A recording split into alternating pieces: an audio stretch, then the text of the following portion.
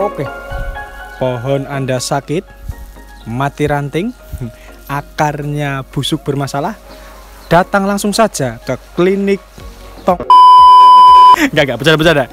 Langsung datang saja ke sini ke tempatnya Dokter Bonsai, ke tempatnya Mas David Aji. Ya, ini kita sudah sampai nih. Nanti kita akan bincang-bincang dan gali ilmu. Bagaimana sih cara merawat bonsai yang baik? Oke, ikuti terus. Langsung saja kita cek ke tempatnya Mas David. Let's go. Mari, bro.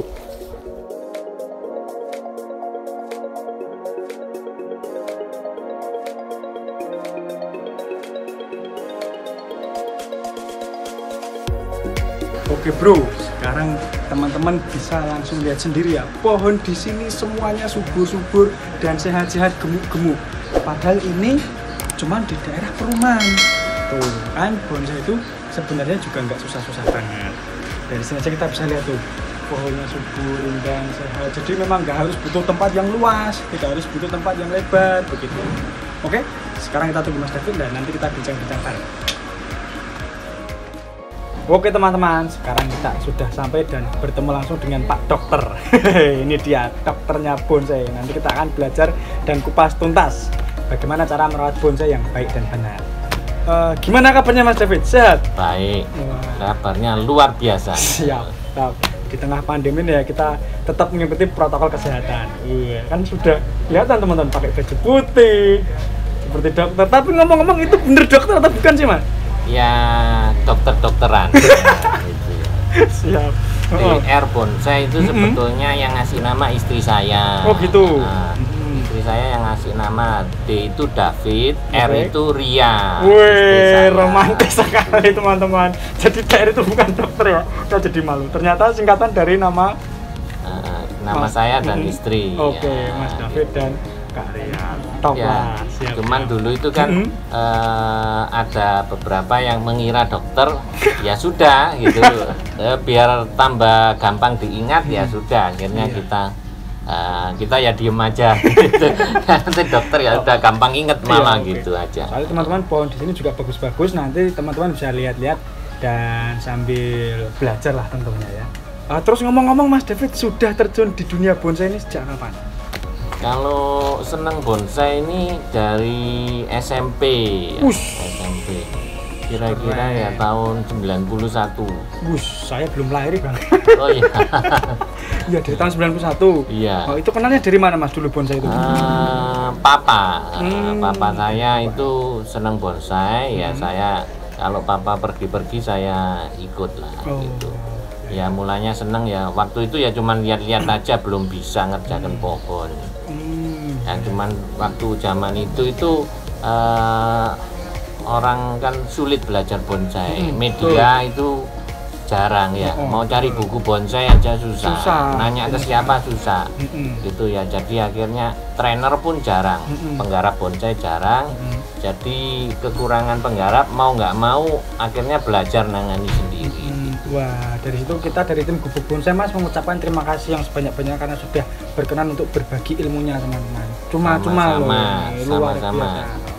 Karena bukan sembarangan juga teman-teman. Kadang kita mau mau belajar gini Mas, kita ngajak orang tuh, ya mau bayar berapa? Kadang seperti itu. Wah, sekarang kita dapat narasumber yang top dan alhamdulillah mau berbagi ilmunya secara cuma-cuma. Oke teman-teman, kita mulai pelajaran yang pertama yaitu bagaimana cara merawat bonsai yang baik. Oke, siap ya Mas ya? Boleh ya? Nah ini teman-teman tuh banyak yang tanya Mas, gimana sih cara merawat bonsai yang benar dan baik supaya pohonnya itu bisa hidup subur, itu seperti apa? Ya, kalau merawat bonsai, ini kan bonsai itu macam-macam, ada yang bahan, ada yang setengah jadi, ada yang jadi ya. Nah kalau bagi saya kalau pohon jadi ya sebaiknya sudah dipot ya. Sudah dipot karena kan kalau sudah dipot itu mau dibawa kemana-mana bisa, mau untuk pameran, mau untuk didisplay di mana bisa. Tapi kan banyak pohon itu yang mungkin belum jadi dia ditanam dulu di tanah, di ground ya. Biasanya orang bilangnya di ground gitu, tanam tanah supaya cepat besar, cepat jadi, ranting-ranting yang dibutuhkan mencukupi gitu. Nah, kalau pohon yang di ground saya kira nggak terlalu masalah ya, karena kan kalau di dalam tanah itu kan medianya banyak gitu ya, sumber makanannya banyak. Betul. Mungkin awal aja dia lambat, sesudah itu pasti subur karena medianya besar, pasti kebutuhan air juga nutrisinya lebih terjamin. Misalnya telat siram pun bisa kuat, tapi kalau sudah di dalam pot ini sebaiknya jangan telat siram ya, karena kan sebentar sudah kering gitu ya. Terus untuk penyiramannya sendiri gimana, Mas? Paling baik apakah pagi, siang, sore, malam? Kalau saya ya, kalau tempatnya teduh seperti di tempat saya ini cuma 1 hari 1 kali sudah cukup. 1 hari 1 kali sudah cukup. Karena mataharinya ini lewat di belakang rumah ini, kenanya cuma pagi sebentar aja. Yang depan-depan ini yang agak banyak. Kalau yang mepet rumah sudah nggak dapet. Iya. Jadi sehari sekali cukup. Kalau waktunya yang terbaik? Kalau saya pagi hari. Nah, kalau pohon-pohon yang sinar mataharinya aja kurang, ya nutrisinya harus bagus gitu ya. Jadi supaya dia bisa mendukung keadaan. Kalau sinarnya kurang, nutrisinya kurang, ya nggak bisa bagus gitu. Ya. Kemarin tuh ada juga yang tanya gini, Mas, kalau ditaruh di dalam rumah gimana bonsai itu? Kalau ditaruh di dalam rumah, saya tidak menyarankan. Ya pasti nggak bagus ya. Kecuali kalau memang mau di dalam rumah harus punya pohon agak banyak. Malah gitu, Mas? Agak banyak dalam artian punya banyak taruh di luar. Yang 1 hari dimasukkan yang ini, yang A. Dapat 1 atau 2 hari diganti yang B. Gitu. Jadi di rolling begitu. Jadi dia tetap dapat sinar lebih lumayan lah. Kalau dalam rumah kan gimana ya? Dia kan makannya dari sinar matahari masaknya gitu. Fotosintesa kan harus butuh sinar. Walaupun kalau di luar gini ini dia ndak kena sinar langsung kan masih kena radiasinya lah, istilahnya kena pantulan, kena apa masih mending. Kalau dalam rumah kan takutnya tidak kena sama sekali. Terus belum lagi kalau rumahnya ber-AC gitu. Gitu.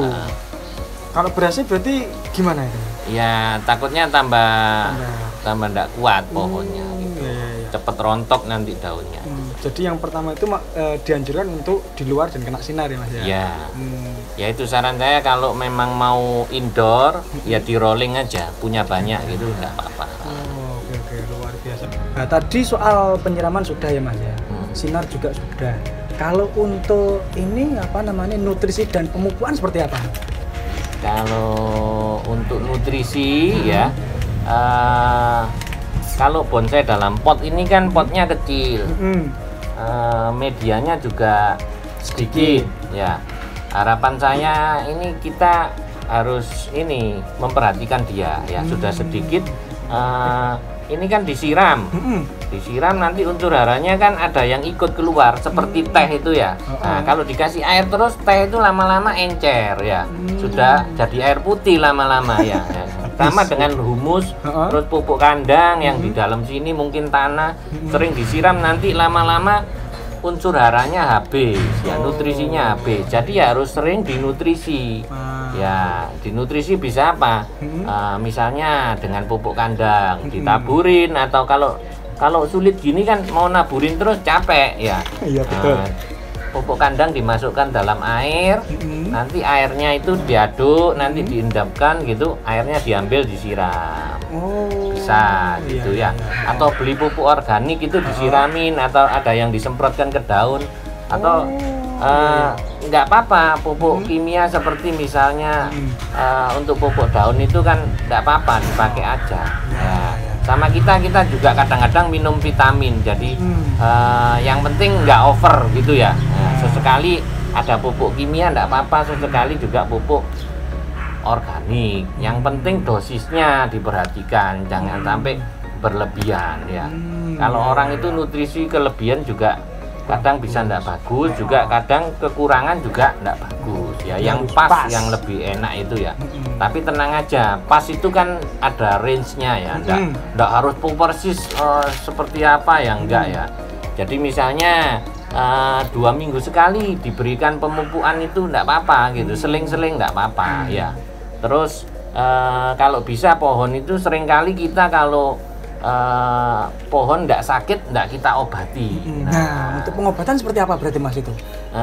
Kalau saran saya ya 2 minggu sekali lah kita lakukan penyemprotan insektisida seperti itu.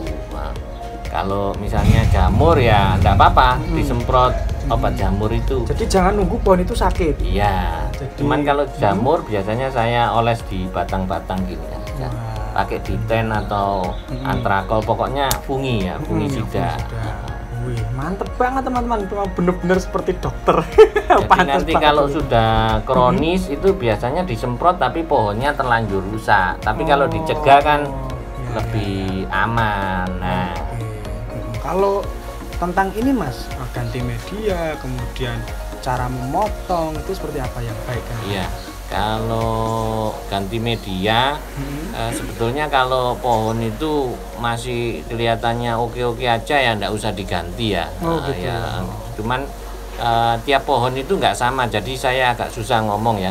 Ada pohon seperti sancang itu mungkin pertumbuhan akarnya cepet ya, mungkin lebih sering ganti media, sering potong akar. Ya orang-orang kadang-kadang potong akar ragu-ragu ya, padahal kadang-kadang itu perlu. Karena kalau sudah penuh, dia mau tumbuh kemana lagi sudah tidak bisa. Akhirnya kadang-kadang pohon itu jadi nggak sehat. Jadi per pohon itu memiliki karakter sendiri-sendiri ya Mas? Ya, mungkin kalau pertumbuhannya lambat mungkin ya relatif lebih lama ganti medianya. Tapi biasanya kayak seperti pohon sancang, itu kan pertumbuhannya cepat, otomatis boros media biasanya sebanding gitu. Jadi nanti teman-teman kita prakteknya nggak hanya di sini ya Mas ya? Ya, nanti bisa praktek-praktek mungkin hal-hal yang menarik lah nanti ya. Ya. So teman-teman ya, nanti kita akan lihat lokasi untuk kita praktek. Dan ini Mas David akan memberikan simulasi bagaimana cara memotong pohon terlebih dahulu. Nah ini pohon relatif hampir jadi ya, tinggal ngerapiin aja. Kalau pohon jadi itu kan sudah ada siluetnya, udah ada bentuk utamanya, ya tinggal ngerapiin aja. Nah untuk orang yang baru main bonsai, kadang takut Mas ini, masa dipotong? Orang yang baru main bonsai justru mainnya kalau bisa punya pohon jadi dulu. Untuk pemula jadi pohon harus punya jadi pohon dulu. Jadi. Karena pohon jadi kan relatif lebih di sini aja dikurangin gitu kan, simple. Bentuknya sudah ada gitu. Sudah ada siluetnya. Keren. Tapi kalau nanti pohon bahan itu kesulitannya justru banyak karena nanti baru numbuh. Nanti yang dipakai yang mana, yang dibuang yang mana itu hal yang sangat penting itu ya. Itu menentukan masa depannya pohon. Posisi depannya yang mana yang terbaik. Nah, itu menurut saya harus yang sudah lebih expert gitu.